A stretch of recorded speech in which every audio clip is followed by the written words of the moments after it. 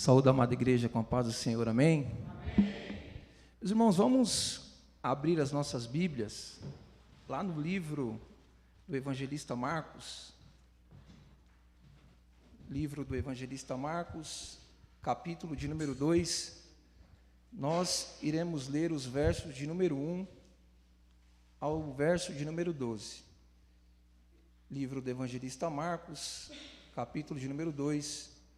Nós iremos ler os versos de número 1 ao 12, amém? Glória a Deus. Glória.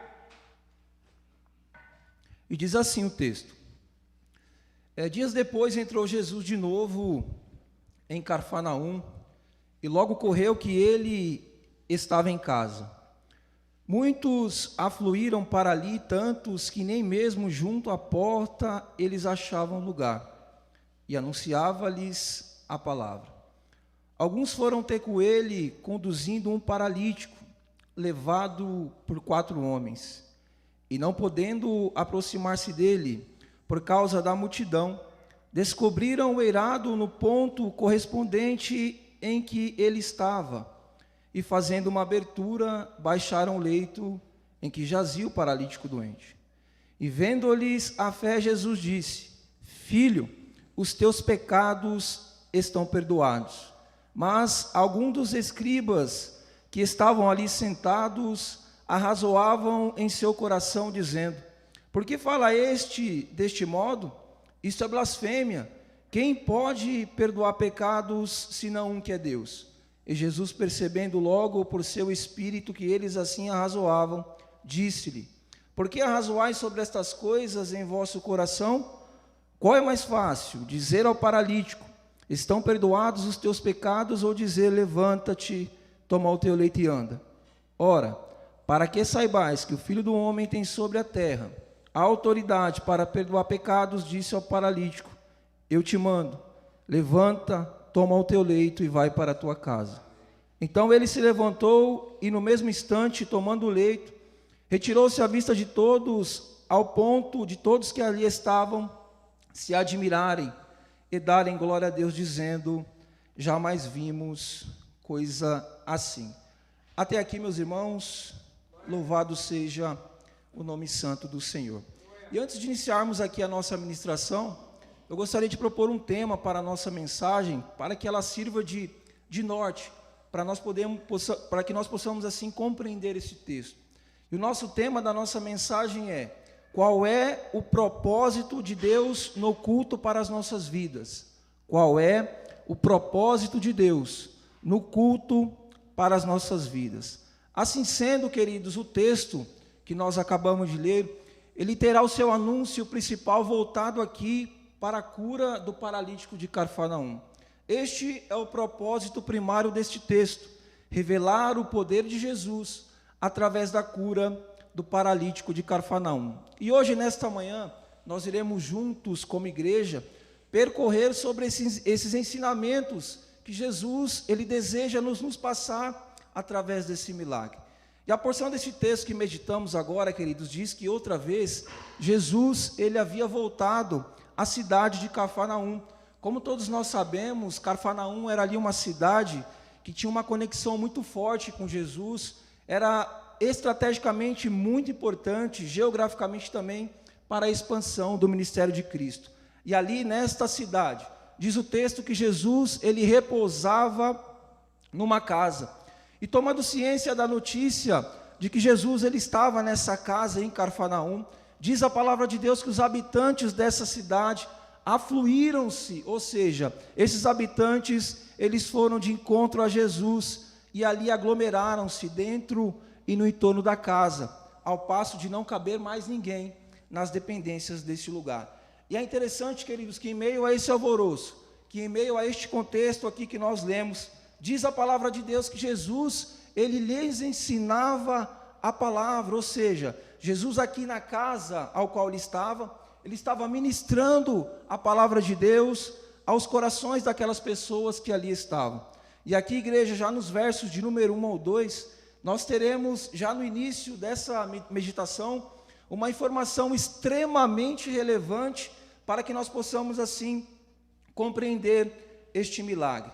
A casa ao qual Jesus encontra-se aqui em Cafarnaum, ela deixou de ser, queridos, uma simples casa e passou a ser um local de culto.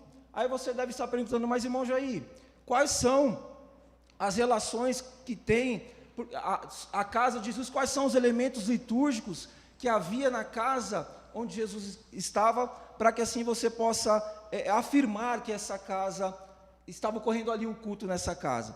Primeiro, meus irmãos, na casa em que Jesus encontrava-se, diz a Bíblia no verso de número 2, que ali ajuntaram-se muitas pessoas para ouvir a Jesus. Ou seja, havia aqui na casa onde Jesus estava, uma congregação de pessoas reunidas neste lugar. O verso de número 2 diz que a palavra do Senhor, ela estava sendo ministrada por Jesus dentro da casa. Ou seja, o Evangelho de Cristo, o Evangelho da graça estava sendo anunciado por Jesus neste lugar. Terceiro, o texto diz no mesmo verso de número 2 que ali na casa havia um pregador. E esse pregador era nada mais, nada menos do que Jesus, o maior dos pregadores. E um culto, meus irmãos, quando um culto ele tem ali uma congregação de crentes reunidas num só propósito, numa só fé, um culto que ali é pregado o Evangelho genuíno de Cristo, o culto que ali é pregado o Evangelho da graça, o Evangelho da salvação, um culto que tem na casa, meus irmãos, Jesus, o maior dos pregadores, grandes milagres e prodígios acontecem da parte do Senhor.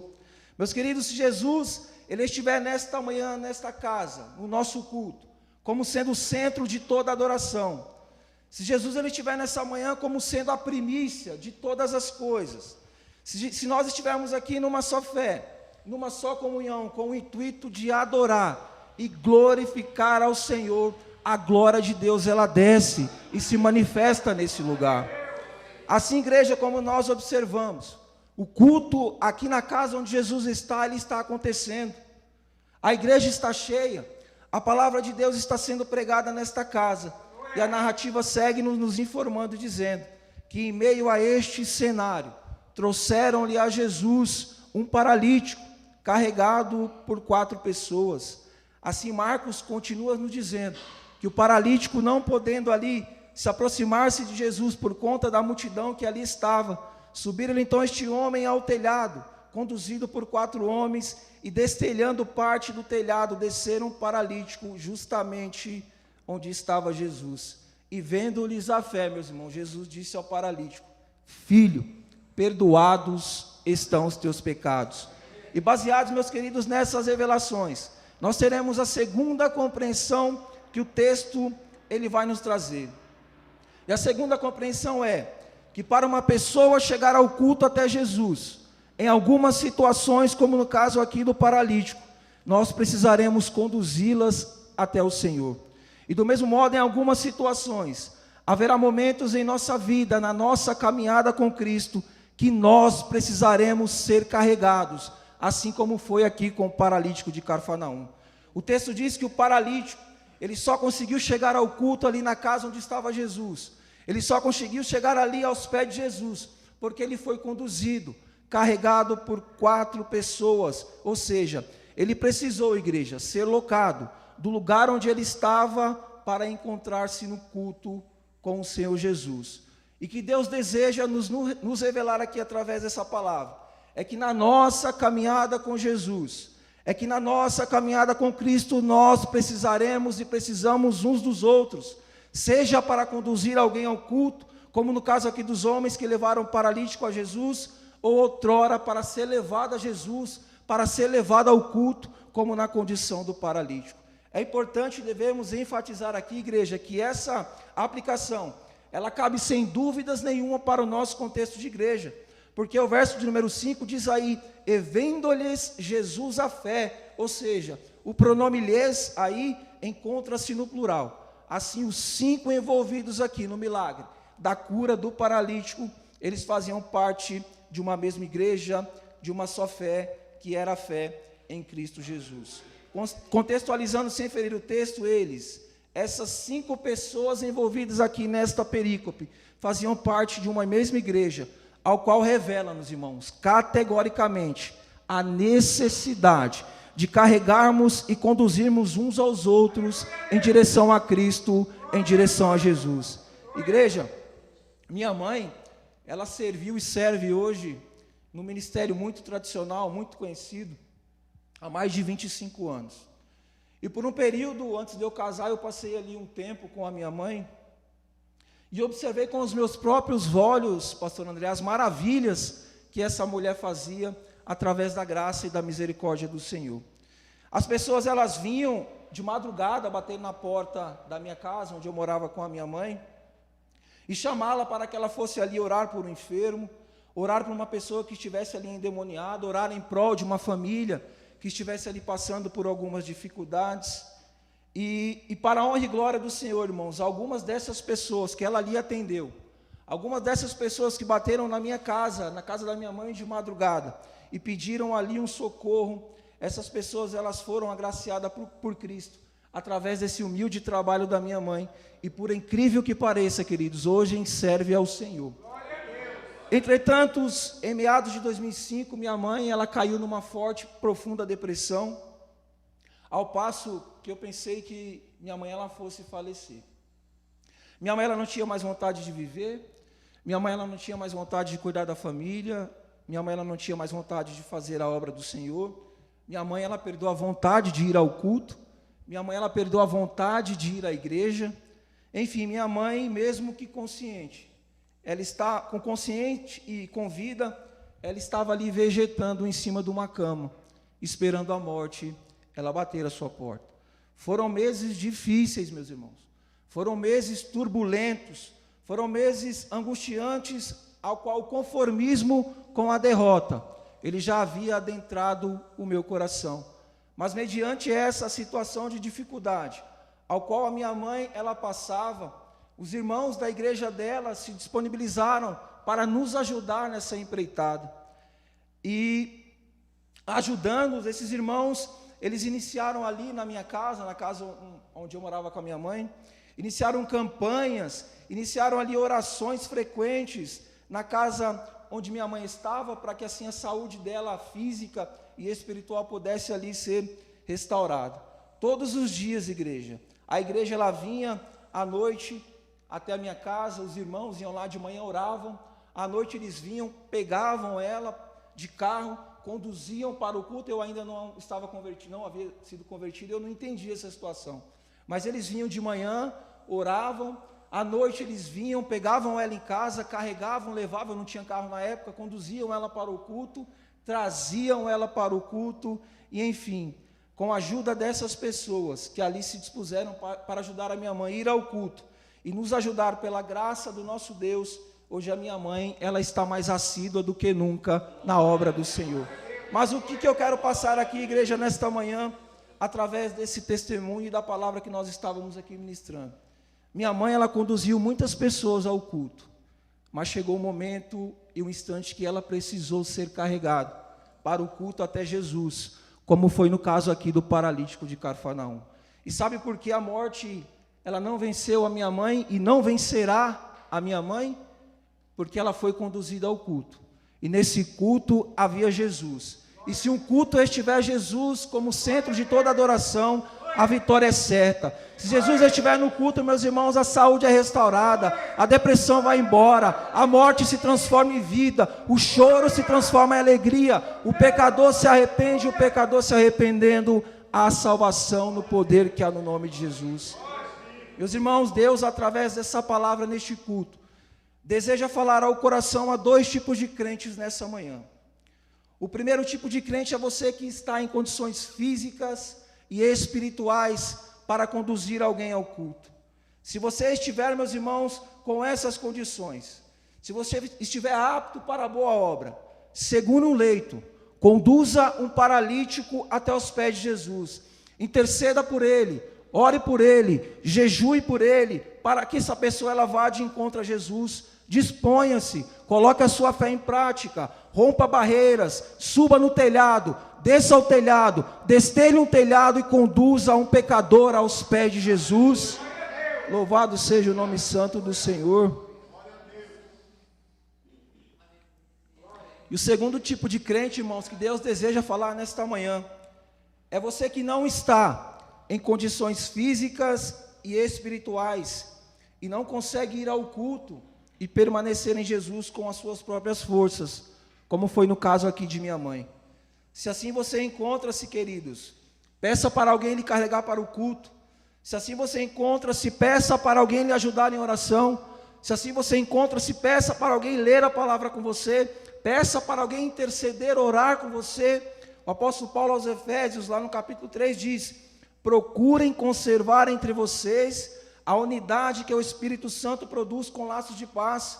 Somos todos um só corpo. Somos todos um só corpo e temos todos o mesmo Espírito e fomos chamados para uma mesma esperança, que é Cristo Jesus. O que Paulo revela-nos aqui, meus irmãos, é que a igreja do Senhor, ela não compactua com o crente autossuficiente.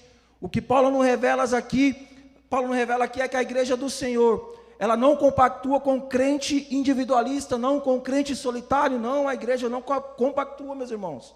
Nós, como igreja, precisaremos e precisamos caminhar juntos. Se assim nós o fizermos, se assim nós o praticarmos, nós chegaremos ao culto, nós chegaremos até Jesus, nós chegaremos, meus irmãos, até a glória eterna. Louvado seja o nome santo do Senhor. E o terceiro entendimento, igreja, que temos acerca aqui do milagre do paralítico de Cafarnaum, é que na ida ao culto até Jesus, nós precisamos e precisaremos entender que o milagre físico sempre estará em segundo plano no processo de salvação do crente. Eu quero repetir isso aqui, meus irmãos, da ida ao culto até Jesus, precisamos entender que o milagre físico sempre estará em segundo plano no processo de salvação do crente.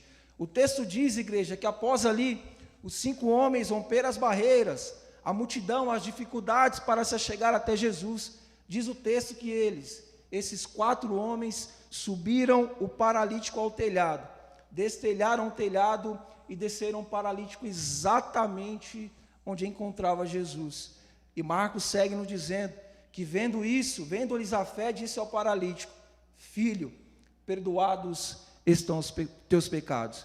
Eu imagino aqui, igreja, dentro da minha humilde concepção e da minha humilde interpretação desse texto que nós acabamos de ler, dentro do seu contexto, que o paralítico de Cafarnaum, sem dúvidas nenhuma, ele estava desejando ter como primícia, quando do seu encontro com o Senhor Jesus, a sua cura física, e assim voltar a andar. Queridos, quando nós olhamos para este texto, para esse contexto, e observamos um homem aqui enfermo, um homem com uma deficiência física terrível, rejeitado pela sociedade, debilitado psicologicamente, porque como nós aprendemos aqui, ele estava enfrentando diversos problemas sociais, devido à sua enfermidade. E o que este homem aqui, ele menos, na minha humilde concepção, ele menos esperava ouvir de Jesus dentro desse quadro, dentro deste panorama ao qual ele vivia era: os teus pecados estão perdoados. Entretanto, queridos, por mais que esse homem aqui, ele estivesse passando por dificuldades, por mais que esse homem aqui ele estivesse sendo rejeitado pela sociedade, por mais que esse homem aqui estivesse ali passando por essas dificuldades, pela opressão devido a sua deficiência física, aprove ao Senhor nosso Deus curar primeiro a sua alma. Igreja do Senhor, a primícia, a prioridade de Jesus para nossas vidas no culto, não é nos conceber, meus irmãos, primeiramente a cura física.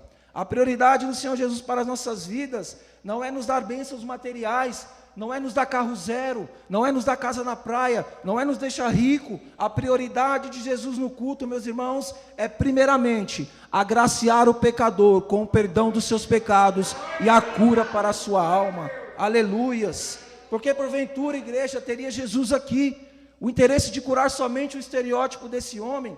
Se assim Jesus fizesse, ele seria sim curado, mas ele permaneceria ali pelo resto da sua vida, com as marcas do pecado, com a alma batida, com a sua alma amargurada, e talvez ali passasse o resto da sua vida depressivo, aflito, devido às circunstâncias ao qual ele vivia. Querido, certa feita, eu efetuei a leitura de um livro no seminário, o pastor André deve conhecer esse livro, que tem por título No Leito da Enfermidade. É um livro de uma capelã, ela tem por nome de Helenivação. Ela serve o Ministério de Capelania, não sei se ainda ela exerce, durante 25 anos, e destes 25 anos, queridos, ela passou ali 15 exercendo a capelania no Hospital das Clínicas em São Paulo. E neste livro ao qual ele escreveu, encontra-se um relato de um médico que tinha por nome de Dr. Salomão. Este médico era um médico cristão, e neste livro, queridos, ao qual ele conta um caso ao qual ele mesmo atendeu no hospital em que ele trabalhava. Ele diz que certa feita havia chegado ali na emergência desse hospital uma jovem menina de 16 anos, que tinha por nome de Doralice. Doralice, queridos, ela havia chegado ao hospital com um quadro de saúde praticamente irreversível, pois essa menina de 16 anos, por incrível que pareça, queridos, ela havia ali ingerido soda cáustica e teria ali tentado pôr um fim na sua vida. Investigando o caso de Doralice, esse doutor tomou conhecimento que essa atitude dessa jovem menina de 16 anos, de tomar ali, ingerir soda cáustica para ali tentar o seu suicídio, se deu por conta de algumas discussões frequentes com os seus pais, se deu por conta de algumas dificuldades financeiras, conflitos internos que são oriundos da adolescência, e esses conflitos, meus irmãos, fizeram com que essa jovem menina, ela tivesse tentado ali o ato de suicídio ao ingerir soda cáustica. Doralice, então, queridos, ela chega ao hospital para ser atendida ali por este médico, com todos os órgãos do sistema digestivo, esôfago, estômago, faringe totalmente destruído. Doralice, igreja, ela passou 3 meses internada, se alimentando por uma sonda, ao total, totalizando 4 cirurgias, 8 horas de procedimentos cirúrgicos. Depois desses procedimentos, enfim, Doralice, ela se recuperou e teve alta do hospital.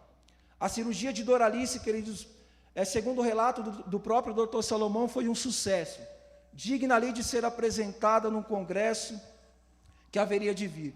Assim sendo, mediante todo esse contexto, Doralice recuperada, ali a operação, os procedimentos cirúrgicos haviam sido um sucesso, digno, como nós dissemos aqui, de ser apresentado no congresso. Então, essa cirurgia foi um sucesso.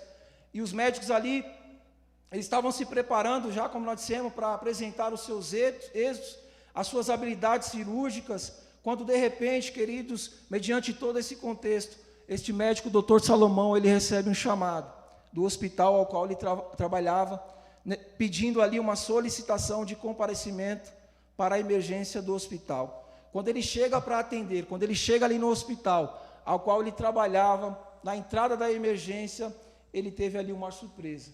A paciente ao qual ele iria atender era novamente Doralice, a menina de 16 anos que ele havia atendido. Doralice havia dado entrada no hospital novamente, porque havia ali ingerido formicida e não resistiu. E antes que começasse qualquer procedimento cirúrgico, da parte do Dr. Salomão e de sua equipe, ela não resistiu e veio a óbito. E aí o Dr. Salomão, sendo um médico cristão, ele escreve um desabafo de arrependimento neste livro, e eu queria compartilhar com os irmãos aqui, é muito interessante o que ele escreveu. Diz assim o Dr. Salomão, mediante a morte de Doralice. Essa morte de Doralice fez com que o médico Dr. Salomão escrevesse um desabafo. Ele diz: perdão, Doralice, na verdade eu estava cego, preocupado com os males do corpo, e esqueci o seu espírito, ainda mais doente. Como pude descuidar-me das suas feridas da alma, se naquele dia, quando você obstinava contra seus pais, traíra seu sofrimento? Isso aqui é interessante, meus irmãos.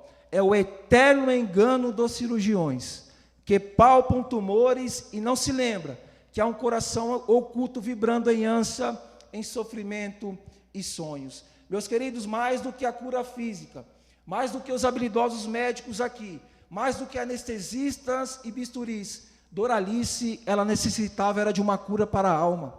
E neste momento ao qual a jovem passava aqui, com seus problemas psicológicos, com seus conflitos internos, com seus problemas financeiros, uma palavra de Deus naquele momento, sim, meus irmãos, poderia substituir os bisturis, os médicos, os doutores, os anestesistas. Não que nós não necessitemos desses meios, mas naquele instante, essas habilidades humanas medicinais não fariam efeito para a alma de Doralice. A alma, igreja, ou seja, o interior de uma pessoa que esteja ali aflita e angustiada, como no caso aqui de Doralice, Somente o Senhor Jesus, Ele pode curar. Meus queridos, com todo respeito à medicina, aos médicos, que são sim instrumentos, que são ali usados por Deus e têm as suas habilidades humanas, mas essas habilidades, elas não são capazes de sarar uma alma. A alma, queridos, por mais aflita que seja, por mais que essa alma esteja ali aflita, depressiva, por mais que essa alma ali esteja transbordando as marcas do pecado, o Senhor Jesus, Ele pode restaurá-la no poder que há no nome de Jesus. É por isso, meus irmãos, que a nossa primazia, a nossa prioridade, quando das nossas idas ao culto, tem que ser necessariamente, queridos, as bênçãos espirituais. É dizer, Senhor, antes de qualquer coisa, antes de qualquer bênção física e material, Senhor, sara a minha alma, perdoa, Jesus, os meus pecados, cura-me, Senhor, sara-me, Senhor, restaura-me o meu interior e tende misericórdia de mim. Queridos, a prioridade de Jesus para nossas vidas é restaurar a nossa alma, é perdoar os nossos pecados, para que o seu nome assim seja glorificado. Igreja, o propósito principal de irmos ao culto, como nós dissemos, deverá ser sempre as bênçãos espirituais e o perdão de nossos pecados. Este tem que ser o foco, este tem que ser o objetivo do culto. Aí sim, se depois da cura interior, depois da cura da nossa alma, depois do perdão dos nossos pecados, nós podemos sim, meus irmãos, chegar a Jesus e rogar a Ele, segundo a sua graça e a sua misericórdia, por outros milagres em nossas áreas, em nossas vidas. Reiterando, queridos, a primazia do culto sempre será a cura para o nosso espírito, para a nossa alma. Louvado seja o nome santo do Senhor. E trazendo para o nosso contexto, para a igreja moderna, o que será que os crentes do século 21 estão buscando no Senhor? O que será que os crentes de hoje em dia estão buscando na casa do Senhor, no culto ao Senhor? A igreja, queridos, protestante do Brasil, é a igreja que mais cresce, mas o que será que essas pessoas, elas estão buscando nos cultos? Qual é o propósito dessas pessoas, queridos, estar indo no culto para buscar assim a graça no Senhor? Esses dias eu vi nas redes sociais uma foto que retrata bem esse contexto da igreja moderna. Havia ali duas fotos. Uma foto com uma igreja, estava escrito na placa, a Igreja dos Milagres. E na outra igreja, havia uma outra placa, estava escrito, a igreja que conduz o pecador à salvação. E a Igreja dos Milagres, ela mostrava ali uma multidão de pessoas entrando nesta igreja. E a outra igreja que prometia conduzir o pecador ao céu, estava ali vazia, sem ninguém para entrar. E não diferentemente, queridos, este é o retrato, este é o panorama de grande parte das igrejas em nossos dias. As pessoas, queridos, estão buscando a Deus não pelo seu favor. As pessoas não estão buscando a Deus por aquilo que Ele fez no Calvário. As pessoas não estão buscando ao Senhor para que os seus pecados ali fossem ou sejam perdoados. As pessoas estão buscando ao Senhor não para que a sua alma ela seja restaurada. As pessoas, meus queridos, em sua grande parte, elas estão, infelizmente, buscando a Deus por aquilo que Ele pode conceber para o conceito terreno e não físico. Conjecturando, meus irmãos, estão trocando o seu direito de primogenitura, que é a salvação em Cristo Jesus, por um simples prato de lentilha, que são as coisas materiais desse mundo. Meus queridos, precisamos entender que a prioridade do Senhor no culto será sempre trazer refrigério para as nossas almas. Precisamos entender que a prioridade do Senhor no culto é sempre conduzir o pecador aos céus. Não importa se subamos sem braços, não importa se subamos sem pernas, não importa, meus irmãos, porque o desejo do Senhor no culto é sarar as nossas almas, nos convencer do pecado e sarar a nossa terra e nos levar para os mais altos céus, para ali adorar e glorificar ao teu santo nome. Amém, queridos? E a quarta e última compreensão que o texto nos traz, através da cura do paralítico de Cafarnaum, é que todo milagre, queridos, que o Senhor Ele nos agraciar, seja físico ou espiritual, Ele tem e terá por finalidade o de testemunhar da sua glória e do seu poder sobre a vida do crente. Queridos, a partir do verso de número 6, a palavra, ela segue ali nos informando que após Jesus conceber ali o perdão pelos pecados ao paralítico, diz a Bíblia que os escribas que ali estavam na casa onde Jesus encontrava-se, argumentavam, ou seja, arrazoavam em seus corações, dizendo: por que fala este homem deste modo? Isso é blasfêmia. Quem pode perdoar pecados, senão um que é Deus? E Jesus, percebendo logo em seu espírito, que eles ali arrazoavam em seus corações, disse-lhe: por que argumentam sobre estas coisas em vosso coração? Qual é mais fácil? Dizer ao paralítico: perdoados são os teus pecados? Ou dizer: levanta-te, toma o teu leito e anda? Em seguida, queridos, em seguida Jesus se direciona aos escribas e diz: ora, para que saibais que o Filho do Homem tem autoridade sobre a terra para perdoar pecados, eu digo ao paralítico: levanta, toma o teu leito e vai para a tua casa. Em seguida, a poderosa palavra de Deus diz que o paralítico, queridos, ele se levantou, e no mesmo instante, tomando o seu leito, retirou-se a vida de todos, ao ponto daqueles que ali estavam, contemplando esse grande feito da parte de Jesus, glorificarem e exaltarem o nome do Senhor, dizendo: jamais vimos coisa semelhante. Igreja do Deus vivo, o objetivo de Jesus curar o paralítico aqui em Cafarnaum só teve um só propósito, irmão Marcelo, e um só objetivo. O intuito do Senhor colocar o paralítico de pé aqui na casa onde Jesus estava, à frente de todos que ali estavam, tinha uma única e exclusiva finalidade, ao qual era o de exaltar e glorificar ao nome santo do Senhor através desse milagre. Repare, igreja, que o texto, ele vai nos dizer que Jesus ali, ele concebe esse milagre em meio a um contexto de afrontas, onde Jesus, ele estava ali sendo acusado, queridos, de blasfêmia, pelo simples fato de Jesus ali ter perdoado os pecados deste homem. E mediante essa acusação de blasfêmia, Jesus, para ali demonstrar a sua autoridade, o objetivo de Jesus aqui neste milagre foi esse: demonstrar a sua autoridade aos escribas, e assim colocar o paralítico de pé. Ele diz: para que saibais que o Filho do Homem tem sobre a terra autoridade para perdoar pecados, ele diz ao paralítico: levanta, toma o teu leito e anda. Assim, igreja, o desejo do Senhor, revelar-se aqui com a sua autoridade e com a sua divindade, foi o meio que gerou, foi o meio que agraciou o paralítico de Cafarnaum com o seu milagre físico no culto. Deste modo, igreja, o que Jesus nos ensina aqui é que a finalidade e o propósito dos milagres de Jesus sobre as nossas vidas tem e terão uma única e exclusiva finalidade, ao qual é o de exaltar e glorificar o nome santo do Senhor. Jesus, querido, ele não nos cura para que nós possamos assim nos vangloriar. Jesus, ele não nos cura, não porque somos mais crentes, mais merecedores do que outros, não. Jesus não nos cura porque pregamos melhor, porque cantamos melhor, porque pastoreamos melhor, porque entregamos um dízimo maior na casa do Senhor, não. Jesus nos cura com o único propósito, ao qual é para que em meio ao culto, para que em meio à adoração, o seu nome seja glorificado. Concluindo, queridos, a cura física do paralítico neste culto, na casa onde Jesus ele estava.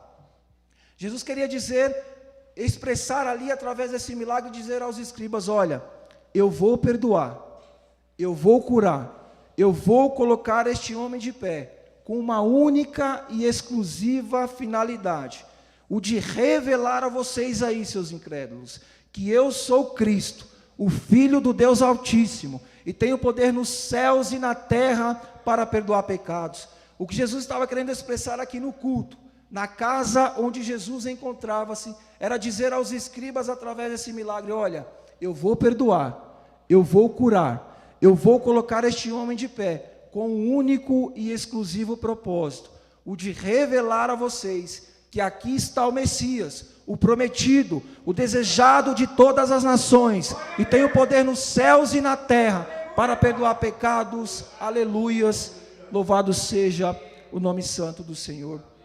E no verso de número 12, Marcos, ele finaliza este texto, relatando-nos que após Jesus ali dizer ao paralítico: levanta, toma o teu leito e anda, Diz a palavra de Deus que logo o paralítico, queridos, ele se levantou, tomou a sua cama e saiu à vista de todos, de modo que Marcos nos diz que todos esses que ali estavam na casa onde Jesus estava, que contemplaram esse milagre, pasmaram-se e glorificavam a Deus, dizendo: jamais vimos coisa semelhante.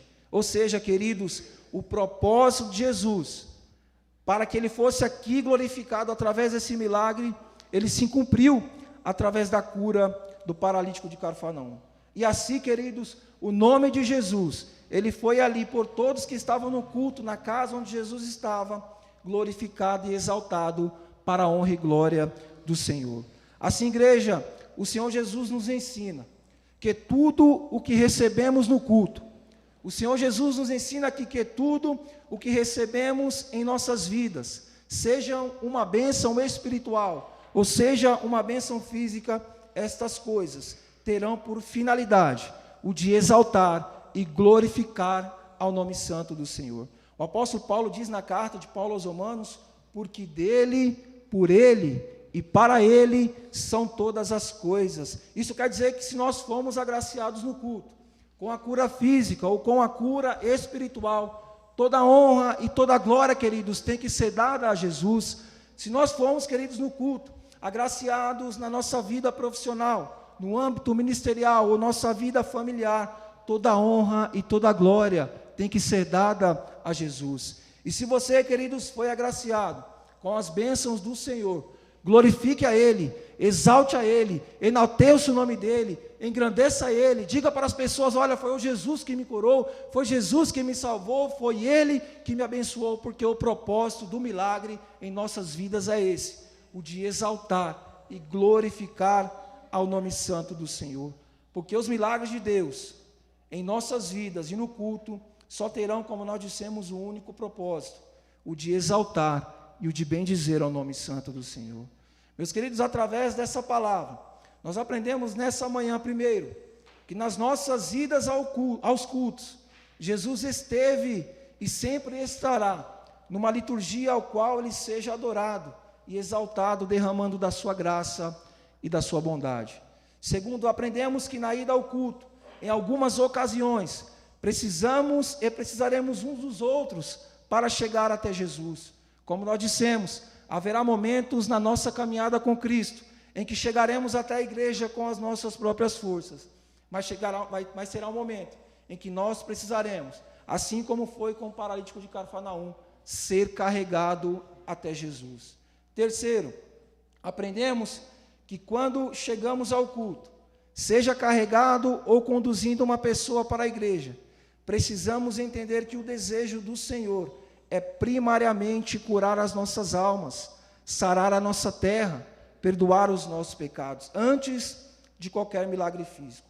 Quarto, aprendemos que se chegamos ao culto e o Senhor Jesus nos abençoar com toda sorte de bênção sobre as nossas vidas, esse feito, essa graça, esse favor, ele terá uma única e exclusiva finalidade, ao qual é o de exaltar e glorificar ao nome santo do Senhor. Amém, queridos? Queria convidar a igreja para um momento de oração.